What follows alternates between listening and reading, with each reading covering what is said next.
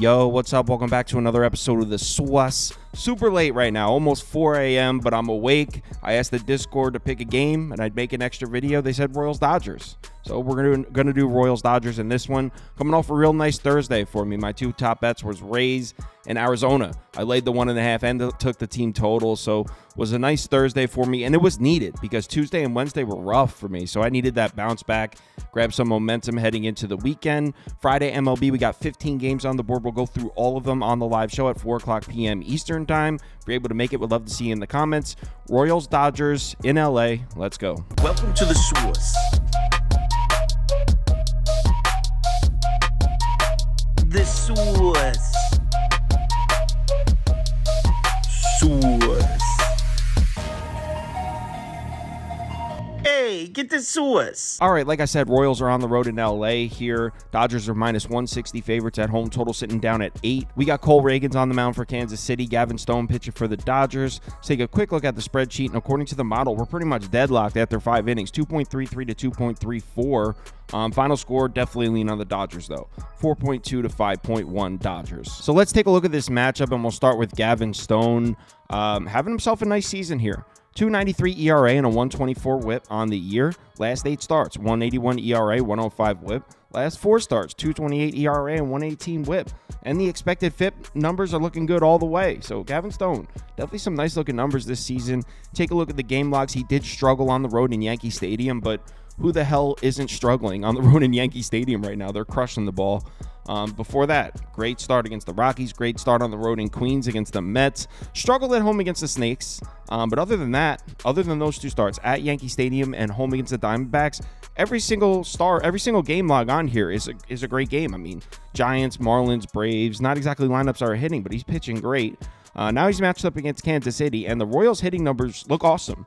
In the last 30 days, 6th in WRC+, 3rd in OPS, 3rd in WOBA. Definitely cooling off a bit, and we might have started to see the beginning of that in the Yankee series. But you can see in the last 14 days, the last 7 days, numbers are tailing off a bit. Their numbers against righties, again, they look great. Green across the board, maybe tailing off a little bit. Now we look at their numbers on the road, and on the season, we know the Royals haven't been a good lineup on the road. The narrative with the Royals, rewind 2 weeks ago, you back the Royals at home, you fade them on the road, right? That's been the story with the Royals. On the season, they're 24th across the board in these 3 metrics on the road. That's offensively. The last 30 days, they're actually up 13th, 12th, and 14th. And in the last 14 days, they're in the top 10. So actually, I think the whole back the Royals at home, fade them on the road, I think we can officially put that to rest, considering the bats didn't really show up in this Yankee series, and that was at home in Kansas City.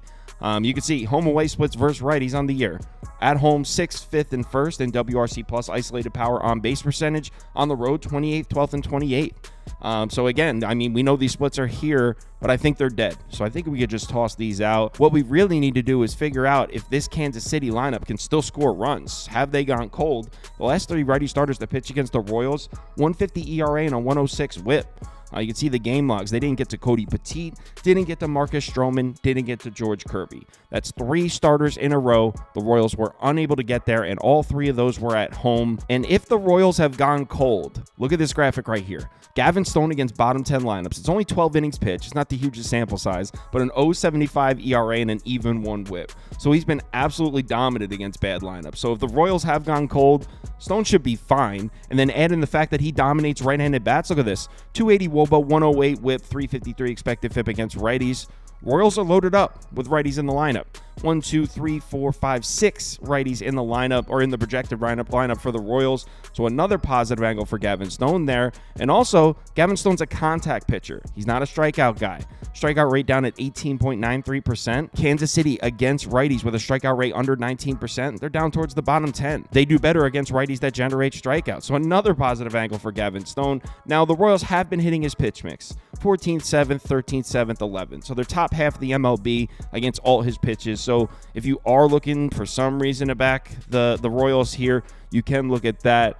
But for me, most of the evidence is pointing towards Gavin Stone pitching a good game here. So I like Stone to pitch well. On the other side, we got Ragans, who's having an excellent year. 3.08 ERA, 115 whip, and a 2.99 expected FIP on the season. Last 3 starts, same thing. 2.12 ERA, 118 whip. His last 2 road starts, though, 7.15 ERA, 1.59 WHIP. So struggled in his last 2 road starts. And let's pull up the game logs and see what they are. At Minnesota, at LA. And the start at LA, that was back when the Angels were hitting lefties. Remember, they were like the hottest lineup in baseball against lefties for a few weeks stretch there. And then at Minnesota, there was a stretch where the Twins were hitting lefties too. I'm not saying let's give him a pass for it. I'm just saying it's understandable. Those 2 lineups at that time were hitting lefties.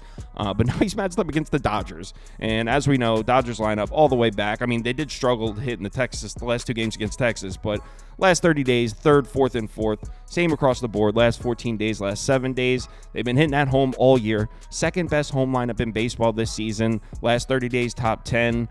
They've been hitting left-handed pitching too. In the last 30 days, this is the 2nd best lineup in baseball against lefties. So the Dodgers have been hitting at home. They've been hitting lefties.